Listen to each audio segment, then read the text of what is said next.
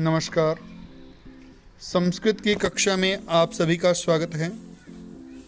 आज हम शारदा संस्कृतम भाग 7 इस पुस्तक के पहले पाठ सुभाषितानि का अभ्यास देखेंगे। पहला प्रश्न, पाठस्य सुभाषितानि सस्वरम गायत स्मरच्य। पाठ के श्लोकों को सस्वर गाइए और स्मरण कीजिए। इसके लिए अलग से एक वीडियो बनाई गई है, उस वीडियो को देखें और वहां से श्लोकों को गाना सीखिए। प्रश्न 2, एक पदेन उत्तराणि लिखित। एक पद में उत्तर लिखिए।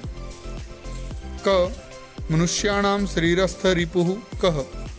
मनुष्यों के शरीर में स्थित रिपु अर्थात शत्रु कौन है? आलस्यम। ख कीदृशम जलम पीबेत। कैसा जल पीना चाहिए? वस्त्रपूतम, वस्त्र से पवित्र करके। कीदृशम वाचम वदेत। कैसी वाणी बोलनी चाहिए? सत्यपूताम, सत्य से पवित्र वाणी। घ केन समम बंधु नास्ति। किसके समान मित्र नहीं है? उद्यमेन, उद्यम के। ङ कीदृशम धनम, धनम न भवति। कैसा धन, धन नहीं होता। परहस्तगतम, दूसरे के हाथ में गया हुआ। प्रश्न 3, पूर्ण वाक्येन उत्तराणि लिखत। पूरे वाक्य में उत्तर लिखे। क कीदृशी विद्या कार्यकाले समुत्पन्ने विद्या न भवति। पुस्तकस्था विद्या कार्यकाले समुत्पन्ने विद्या न भवति। पुस्तक में स्थित ज्ञान समय पढ़ने पर ज्ञान नहीं होता अर्थात विद्या नहीं होती। ख कीटः कस्मात् सतां शिरः आरोहति। कीटः सुमनः संगात् सतां शिरः आरोहति। कीड़ा पुष्प के संयोग से, पुष्प की संगति से सज्जनों के सिर पर चढ़ता है। ग घटः कथम पूर्यते। घड़ा कैसे भरता है? घटः जल बिंदु निपातेन कर्मशः पूर्यते। जल की बूंदों के बार बार कर्म पूर्वक गिरने से घड़ा भर जाता है। घ कह देवत्वम याति। कौन देवत्व को प्राप्त होता है? अस्मा देवत्वम याति। पत्र देवत्व को प्राप्त होता है। ग चित्ते वाची क्रियायां च केषाम् एकरूपता भवति। मन में, वाणी में और क्रिया में किनकी एक रूपता होती है? चित्ते वाची क्रियायां च साधूनाम एक रूपता भवति। मन में, वाणी में और क्रिया में साधुओं की एक रूपता होती है।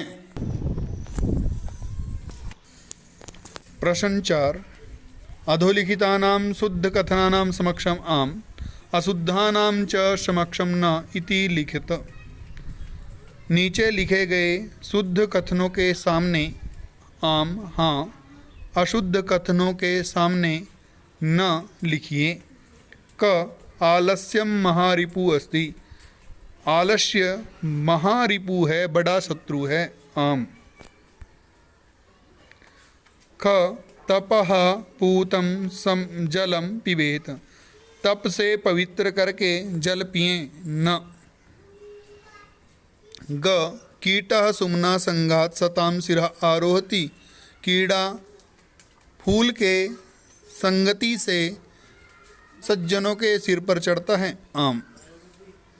जल बिंदु निपातेन घटा न पूर्यते। जल की बूंदें गिरने से, कर्म पूर्वक गिरने से घड़ा नहीं बढ़ता। न।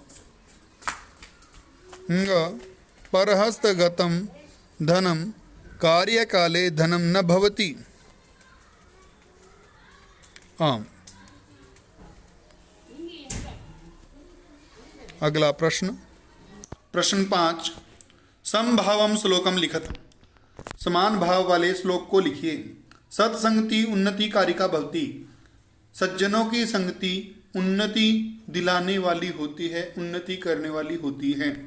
श्लोक है इससे संबंधित पाठ में, कीटोपि सुमनः संगात आरोहति सतां शिरः अस्मः याति देवत्वं महद्भिः सुप्रतिष्ठिता।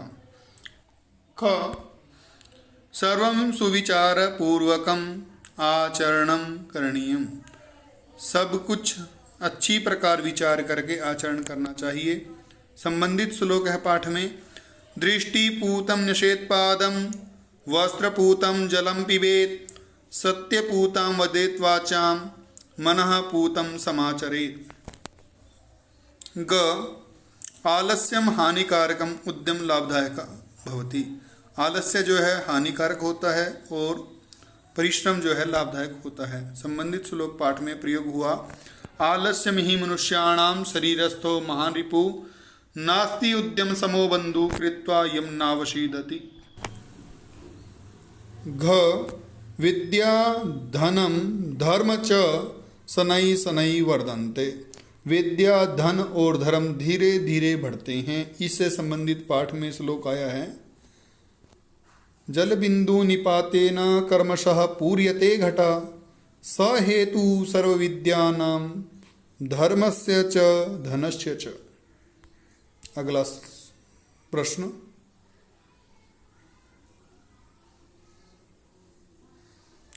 श्लोकांशान परस्परम मेलयत, आलस्यम ही मनुष्याणां शरीरस्थो महारिपु अस्मा याति देवत्वं महद्भिः सुप्रतिष्ठिता। जलबिंदु निपातेन क्रमशः पूर्यते घट चित्ते वाचि क्रियायां च साधूनां एकरूपता सत्यपूतां वदेत् वाचां मनः पूतं समाचरेत्। अगला प्रश्न, समानार्थक पदैः सह मेलयत, समानार्थक पदों का मिलान कीजिए। जलम वारी, घटः कुंभम, उद्यमः श्रमः, धनम वित्तम, सत्तां साधूनां, निपातेन पतनेन।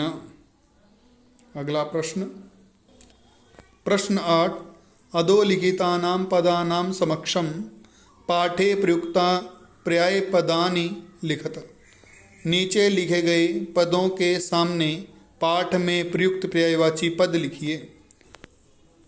क वाणी वाचः, ख हृदये चित्ते, ग पुष्पं सुमनः, घ पाषाणः अश्मा। आज की इस वीडियो में इतना ही। धन्यवाद। जयतु संस्कृतम जयतु भारतम। पुनः मिलामः।